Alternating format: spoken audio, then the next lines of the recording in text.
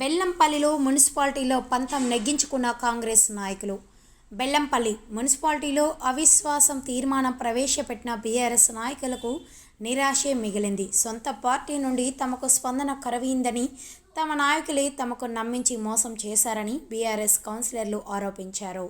ఇదిలా ఉండగా Bellampalli municipality chairman, vice chairman కాపాడుకోవడంలో ముఖ్య పాత్ర పోషించిన కాంగ్రెస్ నాయకులు పోర్ లీడర్ బండి ప్రభాకర్, రామ్ నాయక్, మనోహర్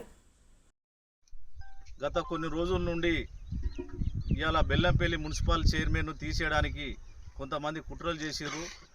ఆ కుట్రలను విచ్ఛిన్నం చేయడానికి ఇవాళ మన గౌరవ ఎమ్మెల్యే వినోద్ గారి ఆధ్వర్యంలో మేము ఇక్కడ కౌన్సిలర్లు అందరం కలిసి మా మిత్రుడు మనోహర్ సహకారాలు తీసుకొని ఇవాళ మేము అందరం కలిసి ఇవాళ చైర్మన్ గారి విజయం సాధించడం జరిగింది. ఖచ్చితంగా దీంట్లో ఎవరో ఏదో లేనిపోని అపోదాలు చేస్తున్నారు. అదంతా వాళ్ళు ఓడిపోయినందుకు లేనిపోని అపోదాలు చేస్తారు కాబట్టి అదంతా అబద్ధము. మేము న్యాయంగా ఖచ్చితంగా ఇలా గెలిపిద్దాం అనుకున్నాం.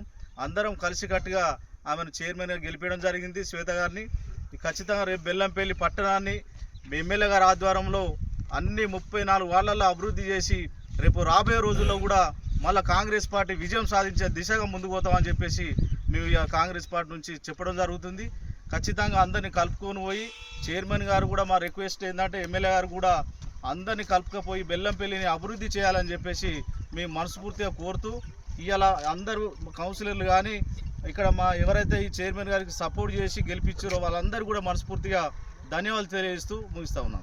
బండి ప్రభాకర్ అన్న గారు కానివ్వండి, నాయక్ గారు, అదేవిధంగా గౌరవ కౌన్సిల్ సభ్యులు సూరం సంగీతక్క గారు, కెంశెట్టి సర్తక్క గారు, అదేవిధంగా విజయక్క గారు, పత్తిపాక రేణుక గారు, అదేవిధంగా నీలి కృష్ణన్న గారు,